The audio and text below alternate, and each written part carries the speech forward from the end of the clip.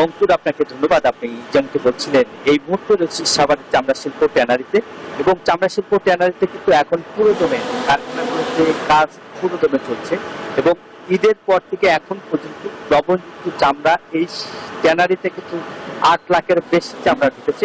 এবং আমরা যদি দেখাই যে এখানকার যে উৎপাদন যে পুরোদমে এখন চলছে, এবং কারখানাগুলোতেও দেখছি এখন কাটিং করা হচ্ছে, কাটিং এর পরে শর্টিং করা হচ্ছে, শর্টিং এর পরে কিন্তু বুলুয়া করছেন। এবং বুলুয়া যদি আপনাদের কিন্তু দেখাতে চাই যে এখানকার চামড়াগুলো কিন্তু যে প্রক্রিয়া কাজ, সেই প্রক্রিয়া কিন্তু পুরোদমে এখন চলছে। এবং কারখানাগুলোতে আমরা যদি আপনার দেখাই যে একই সঙ্গে কিন্তু যে এখানকার চামড়ার যে লবণ, সোডা, অ্যাসিড ও অন্যান্য যে কেমিক্যাল, সব কেমিক্যাল দিয়ে কিন্তু চামড়া প্রস্তুত করা হচ্ছে।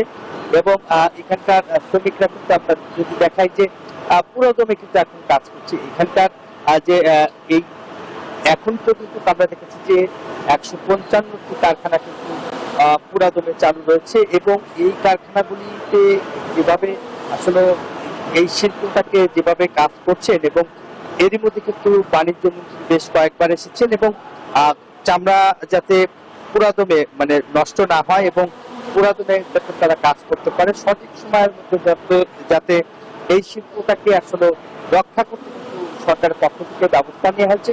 একই সঙ্গে মালিকদের সাথে কিন্তু যৌথভাবে তারা বসেছেন এবং মিটিং করেছেন, এবং এই শিল্পটাকে কিভাবে টিকিয়ে রাখা যায় এবং কিভাবে কাজ করা যায়, এবং গার্মেন্টস এর পরেই এই শিল্পটাকে তারা উৎপাদনমুখী করতে চায় বলে আমাদেরকে যে মন্ত্রী জানিয়েছিলেন। এছাড়াও কিন্তু কারখানা কর্তৃপক্ষ এবং মালিক পক্ষ বলছে যে অন্যান্য বছরের তুলনায় কিন্তু এবার একটু অনেক সুযোগ সুবিধা থাকায় আসলে তারা শান্তিপূর্ণভাবে ব্যবসা করতে পারছেন। এই ছিল আমার কাছে সাভারের চামড়া শিল্প ট্যানারি থেকে সর্বশেষ।